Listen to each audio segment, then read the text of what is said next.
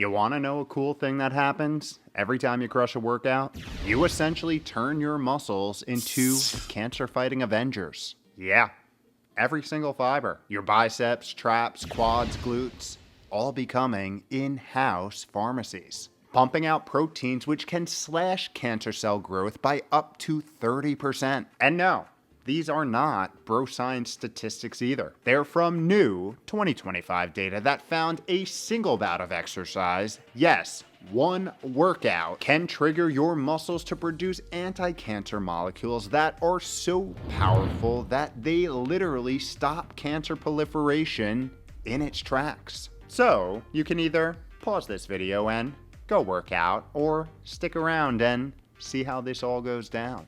And more importantly, how you can maximize the effects. Let's go. Yo, yo, yo!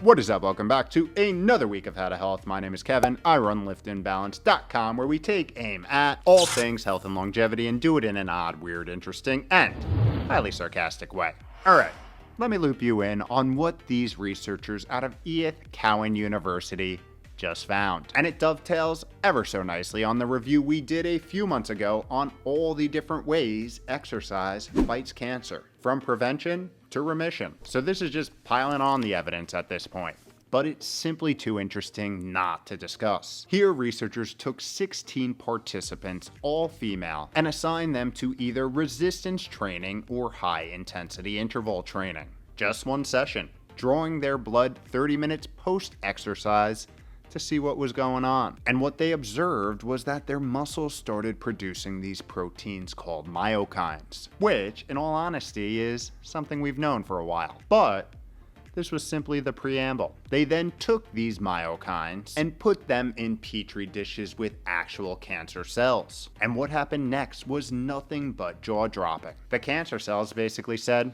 "All right, I'm tired, party over," and stopped growing.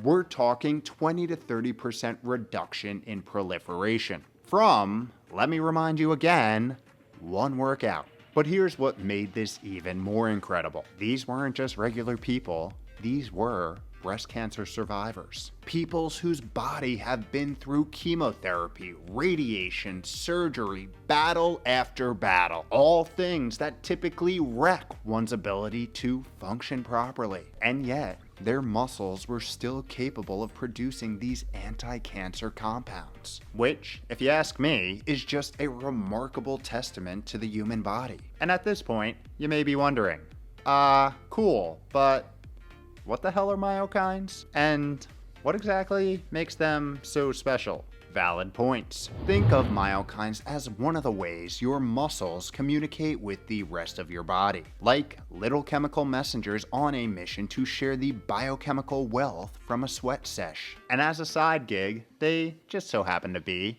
anti-cancer warriors too, circulating through the bloodstream, looking for damaged, mutated cellular misfits and taking away their building permits. The super cool thing about this research was the fact that they found both resistance training and high-intensity interval training triggered the same myokine response, meaning the choice is yours. You just need to find something that makes you work hard enough to flip that myokine producing switch, which we'll talk about in just a little bit. Now, you may think this is where the story ends, but there is in fact a second act, because those same researchers continued their explorations and found something that ties in directly to something that we talk about week in and week out on this channel.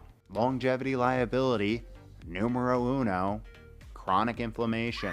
Yep, our arch nemesis when it comes to aging and disease, especially cancer, because a chronic inflammatory state essentially acts like a fertilizer for tumor growth, helping cancer cells proliferate, survive, and spread. And one of the unfortunate effects of many cancer treatments is more inflammation throughout the body, setting up this potentially vicious cycle where the treatment itself exacerbates the existing inflammation and makes the mountain for long-term success just a little bit steeper. Not ideal, I know. But that's usually when people don't proactively do anything about their current state. For example, being a sedentary, ultra-processed eating couch potato. But as you could have guessed, exercising is doing the opposite of nothing. And as a researcher from this study points out, consistent exercise doesn't just produce myokines, it also alleviates inflammation, creating a less supportive environment for cancer progression, which essentially means making your body a place that cancer simply cannot thrive. And get this, additional research has reiterated that its powers are not just in prevention. Exercise also improves outcomes in people who are mid-battle, as data has displayed that individuals with metastatic breast cancer who followed a supervised exercise program improved quality of life, reduced fatigue, and enhanced treatment tolerance, even in the most advanced stages of the disease.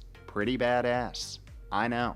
And the thing that makes it even cooler, especially for you longevity nerds out there, is the fact that cancer fighting is not the only trick up exercise's sleeve. It improves basically every other aspect of cellular and metabolic health as well, including a huge concern for many cancer survivors due to the cardiotoxic effects of many treatments, cardiovascular disease, which also happens to be the #1 cause of death for adults across the world. As recent research who observed cancer survivors who exercise regularly found that it does not just reduce their recurrence risk, but protects and even reverses some damage caused by treatment, improving heart function, reducing blood pressure, and enhancing overall cardiac health, delivering what some would call a 2-for-1 longevity special. And all you have to do is move that ass. Now, before we talk protocols, I want to bring up one more super interesting point from the study we started with. And that's one of the ways that exercise fights cancer long term, specifically around altering the composition of the body, and more specifically swapping out fat mass for lean muscle mass. Because although the Pillsbury Doughboy commercials make fat look harmless, in reality, this tissue, specifically a type called visceral fat, is pumping out pro-inflammatory molecules, driving chronic inflammation, and basically feeding cancer cells fire. While, on the other hand, muscle tissue is doing the exact opposite, producing anti-inflammatory compounds and cancer-fighting myokines, prompting one of the lead researchers to comment, "You never want to reduce your weight without exercising, because you need to build or preserve muscle mass and produce these chemicals that you can't do through diet alone." Which, in my opinion, isn't always true, specifically that first part, but I think we get their point. The more lean tissue that you have, the greater the effect can potentially be. Oh, and have I mentioned that muscle mass is also associated with longevity? We talk all about it in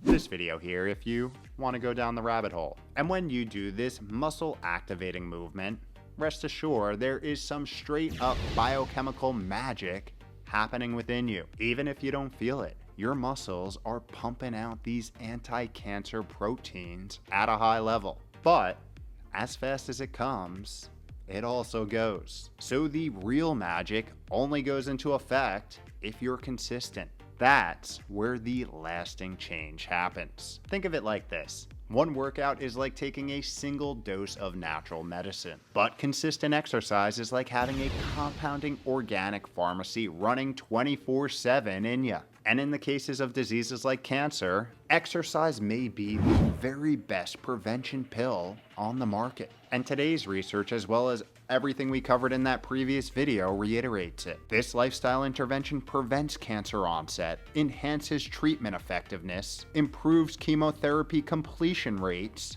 and is a powerful, potent preventer for those in remission. I mean, if that doesn't want to make you jump up and do some burpees, I don't know what will. All that being said, let's talk about what this means for you and your longevity protocol. And at a high level, it's simple. You should be moving each and every day. And moving intensely to the point where you cannot hold a conversation or talk at all at least a few times a week. To give you a little structure, this could look something like this. Monday, Wednesday, Friday, 30 to 45 minutes of strength training, focusing on compound multi-joint movements that work multiple muscle groups, potentially ending with a 5 to 10 minute intense spurt, doing something like a Tabata or every minute on the minute. Then on Tuesday and Thursday, you focus on cardiovascular training. Walking, jogging, running, biking, elliptical, Stairmaster, whatever. And I personally like to add a few sprints at the end of whatever I'm doing, just to, again,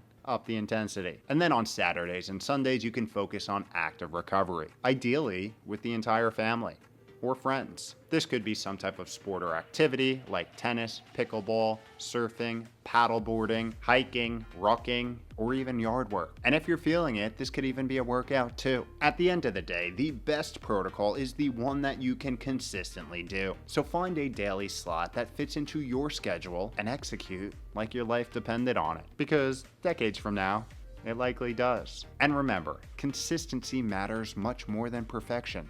So just do it. You've already got everything you biologically need to feel effing awesome each and every day right inside you. And your job as a practitioner of your health is to activate that longevity machinery through lifestyle, something we are all extremely capable of doing. And before we all get up and do that next workout, I'd love to hear what your favorite form of exercise is and how you get over the psychological hump of getting started each day. So please drop it in the comments below and let's get motivated together. That is, if having access to a free, on-demand, biochemical longevity therapy that makes you feel effing awesome with no need for a copay or insurance card doesn't get you excited enough. Just saying.